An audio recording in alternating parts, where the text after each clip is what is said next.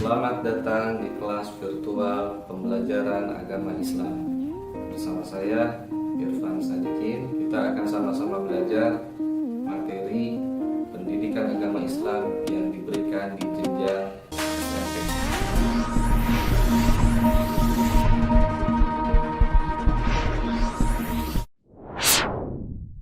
Assalamualaikum warahmatullahi wabarakatuh. Alhamdulillahirrabbilalamin. Wabihi nasta'inu ala umuri dunia wa din. Wassalatu wassalamu ala rasulillah wa ala alihi wa sahbihi wa sallim ajma'in.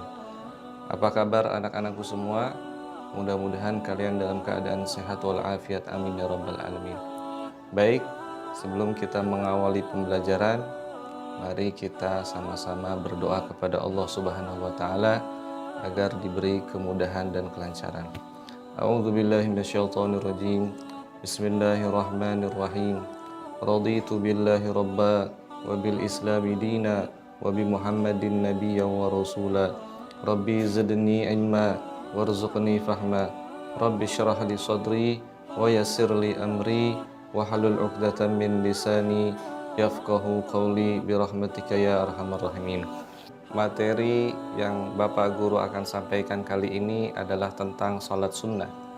Sebelum Bapak Guru menjelaskan materi ini, mari kita siapkan hati dan pikiran kita agar lebih mudah menerima apa yang akan disampaikan. Adapun kompetensi yang akan kalian dapatkan ketika mempelajari materi bab ini, yang pertama adalah peserta didik memahami pengertian macam-macam sholat sunnah beserta dalilnya. Yang kedua adalah peserta didik memahami ketentuan macam-macam sholat sunnah.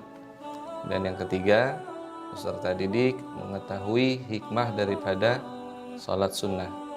Baik, sebelumnya Bapak ingin mengajak kalian, mari kita sama-sama introspeksi diri kita. Sudahkah kita melaksanakan sholat wajib dengan benar? Alhamdulillah, apabila sudah melaksanakan sholat wajib dengan benar, mari kita menambah keutamaan atau menambal kekurangan daripada sholat wajib dengan banyak melaksanakan ibadah sunnah. Salah satunya adalah sholat sunnah. Dalam sebuah hadis, Rasulullah SAW bersabda, "As-salatu imaduddin, faman aqamaha faqad aqamaddin, wa man hadamaha faqad haddamaddin." Yang artinya, sholat itu adalah tiangnya agama. Apabila kalian mendirikan sholat, maka kalian telah mendirikan agama. Dan apabila kalian meninggalkan sholat, artinya kalian merobohkan agama. Apakah sholat kita sudah sempurna? Apakah sholat kita sudah khusyuk? Tentu saja sholat yang paling sempurna, yang paling khusyuk adalah sholatnya baginda Rasulullah Sallallahu Alaihi Wasallam. Lalu bagaimana apabila sholat kita ternyata banyak kekurangan? Rasulullah Sallallahu Alaihi Wasallam mengajarkan kepada kita untuk menutupi kekurangan sholat kita dengan melaksanakan sholat sunnah. Dengan melaksanakan sholat sunnah, kita dapat lebih mendekatkan diri kita kepada Allah Subhanahu Wa Taala dan mendapat kecintaan dari Allah Subhanahu Wa Taala. Siapa yang tidak ingin mendapatkan kecintaan Allah Subhanahu wa taala? Maka dari itu, wahai anak-anakku semuanya, ya perbanyaklah ibadah sunnah, laksanakanlah sholat sunnah. Kita awali dari pengertian sholat sunnah. Sholat sunnah adalah suatu ibadah yang apabila dikerjakan, maka akan diberi pahala dan keutamaan. Namun apabila tidak dikerjakan, maka dia tidak berdosa, akan tetapi tidak mendapatkan keutamaan.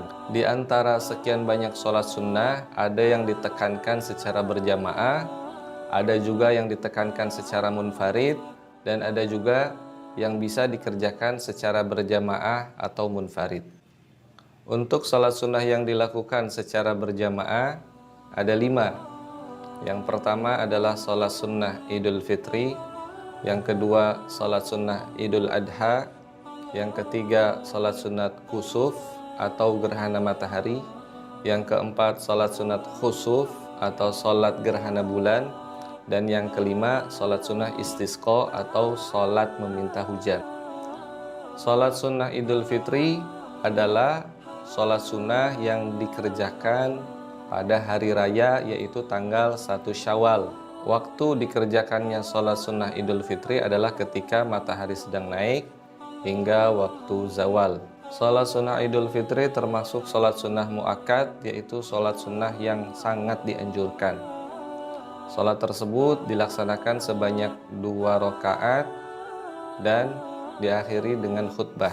Adapun tata cara pelaksanaannya adalah dengan membaca niat usolli sunnatal li'idil fitri rak'ataini lillahi ta'ala. Kemudian setelah itu bertakbir dan membaca doa iftitah. Setelah itu bertakbir kembali sebanyak 7 kali dan membaca tasbih, yaitu subhanallah walhamdulillah wala ilaha illallah wallahu akbar. Setelah membaca 7 kali takbir, maka membaca surat Al-Fatihah, membaca salah satu surah dalam Al-Quran. Kemudian di rakaat kedua setelah takbir berdiri, kemudian 5 kali bertakbir dan membaca subhanallah walhamdulillah wala ilaha illallah wallahu akbar. Setelah itu dilanjutkan membaca surat Al-Fatihah dan membaca salah satu surah dalam Al-Quran. Salat Idul Fitri ditutup dengan salam. Setelah itu khatib naik ke mimbar dengan 2 kali khutbah sebagaimana khutbah Jumat. Kemudian yang kedua adalah salat sunnah Idul Adha. Tata cara pelaksanaannya tidak jauh berbeda dengan salat sunnah Idul Fitri, yaitu 2 rakaat. Di rakaat pertama bertakbir 7 kali dan di rakaat kedua bertakbir 5 kali. Yang ketiga adalah sholat kusuf, yaitu sholat gerhana matahari. Adalah sholat sunnah yang dilaksanakan ketika terjadinya gerhana matahari. Waktu pelaksanaan sholat ini dimulai ketika terjadinya gerhana matahari hingga matahari kembali seperti semula. Sholat kusuf berjumlah 2 rakaat. Adapun yang membedakan sholat sunnah kusuf dengan sholat sunnah lainnya adalah terdapat 2 kali ruku dan terdapat 2 kali membaca surat Al-Fatihah di dalam 1 rakaat. Adapun tata cara pelaksanaannya yaitu pertama membaca niat usolli sunnatal kusufi rak'ataini ma'muman lillahi ta'ala. Kemudian bertakbir, membaca doa iftitah, dilanjutkan membaca surat Al-Fatihah. Setelah itu membaca salah satu surat yang panjang di dalam Al-Quran, ruku, kemudian bangkit dari ruku dan tangan kembali bersedekap. Setelah itu kembali mengulangi membaca surat Al-Fatihah dan membaca salah satu surat di dalam Al-Quran. Kemudian ruku, i'tidal, sujud, kemudian duduk 2 sujud, kemudian bangkit menuju rakaat kedua dan melaksanakan rakaat kedua sebagaimana rakaat pertama dan diakhiri dengan salam. Setelah selesai sholat, imam atau khatib berdiri menyampaikan khutbah sebanyak 2 kali dan menyampaikan isi yang intinya bahwa matahari dan bulan adalah makhluk atau satu tanda kebesaran Allah Subhanahu wa Ta'ala. Sebagaimana Allah nyatakan di dalam Al-Quran, surat Al-Fussilat, surat ke-41, ayat yang ke-37, yang berbunyi, A'udzu billahi minasyaitonir rajim. Wa min ayatihi al-lailu wan-naharu wasy-syamsu wal-qamaru la tasjudu lisyamsi wala lilqamari wasjudu lillahi alladzi khalaqahunna in kuntum iyyahu ta'budun. Dan di antara tanda-tanda kekuasaannya ialah malam, siang, matahari dan bulan. Janganlah sembah matahari maupun bulan, tapi sembahlah Allah yang menciptakannya, jika ialah yang kamu hendak sembah. Yang keempat adalah sholat khusuf. Adalah sholat sunnah yang dilakukan ketika terjadinya gerhana bulan, dimulai ketika waktu terjadinya gerhana hingga bulan kembali seperti semula. Adapun tata cara pelaksanaannya hampir sama dengan sholat sunnah kusuf atau sholat sunnah gerhana matahari, yaitu terdapat 2 kali membaca surat Al-Fatihah dan 2 kali ruku.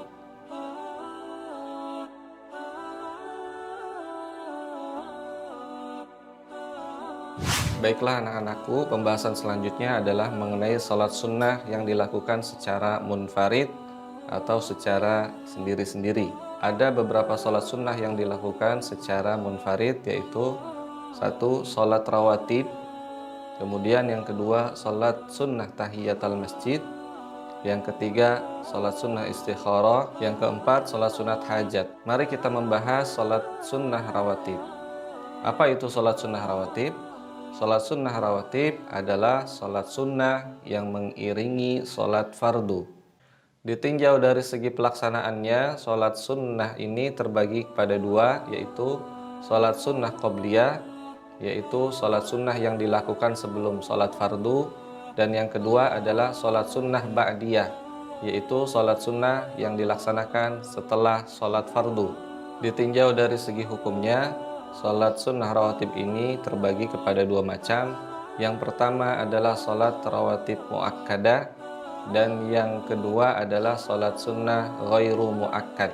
Adapun yang merupakan sholat rawatib muakkadah yaitu 2 rakaat sebelum subuh, 2 rakaat atau 4 rakaat sebelum zuhur, 2 rakaat setelah zuhur, 2 rakaat setelah maghrib, dan 2 rakaat setelah isya. Adapun sholat sunnah yang termasuk rawatib ghairu muakkad yaitu 2 rakaat sebelum zuhur, 2 rakaat setelah zuhur, 4 rakaat sebelum asar, 2 rakaat sebelum maghrib, dan 2 rakaat sebelum isya. Adapun tata cara melaksanakan sholat sunnah yaitu pertama berniat. Kalau sholat sunnah qobliyah kita membaca niat. Sebagai contoh, 2 rakaat sebelum sholat zuhur kita membaca usolli sunnatal qobliyataz zuhri rakaataini lillahi ta'ala, dan 2 rakaat setelah zuhur kita membaca usolli sunnatal ba'diyataz zuhri rakaataini lillahi ta'ala. Kemudian ketika takbir, membaca niat dilafazkan di dalam hati dengan bahasa masing-masing. Adapun melafazkan niat dengan usolli adalah hukumnya sunnah.